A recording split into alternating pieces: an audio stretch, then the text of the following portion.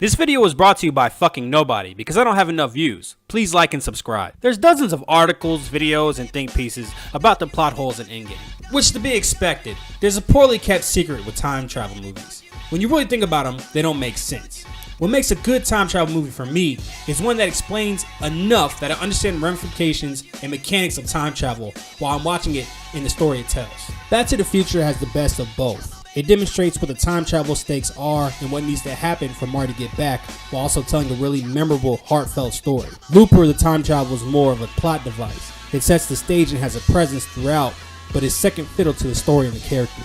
The movie doesn't just resist getting too bogged down with time travel mechanics, it makes fun of the idea. On the other end of Looper is Primer, a time travel movie written by an engineer. It aims to be scientifically accurate, and because of this, it has actual science in it. This is as realistic of a science fiction movie you can make. So if there's a chart, and on one end it was a movie with no time travel at all, on the other end you'd have Primer, which is all time travel and no story. In the middle you'd have Back to the Future, which is some time travel and some story. And on the other end, pretty close to the movie with no time travel, you'd have Looper, which is some time travel and mostly story. Endgame would be closer to the movie unrelated to time travel than even Looper. Endgame isn't a time travel movie, not really.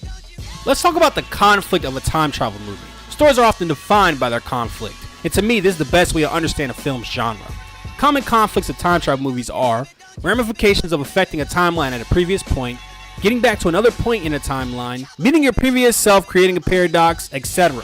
These are all absent from Endgame. The movie plays lip service to some of these, but they're not really the focus of the movie. Hulk establishes that creating changes in the past will result in a new timeline, leaving the original timeline unaffected. This is probably the most significant aspect of a time travel movie. If we were to remove this aspect from most time travel movies, they would be significantly less interesting.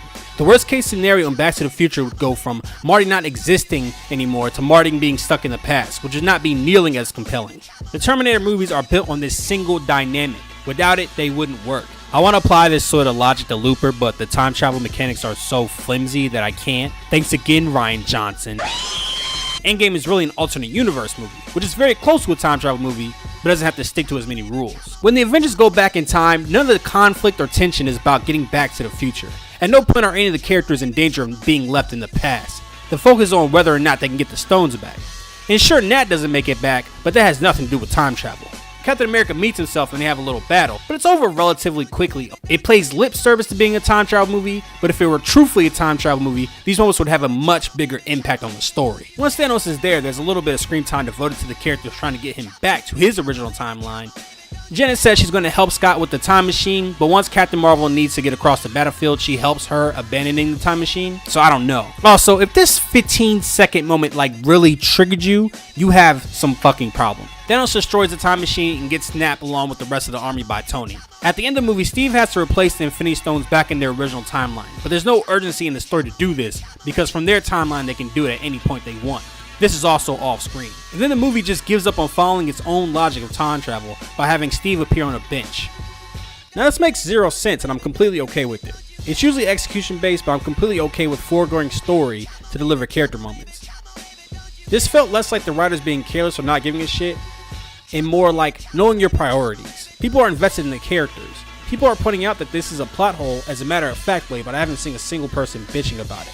Because we all understand where the writers were going for, and they deliver a very tasteful, well-written end to a great character. If the time travel plot holes bug you, then fair enough. I'm not here to tell anybody how they should feel. I'm curious to see what the reaction to this movie is in a few months once it comes out on home market, and people will be able to really watch it and sink their teeth into it. I know some people are real sticklers for plot holes, and I usually am, but for me, they didn't really matter, which is a testament for how good the rest of the movie is.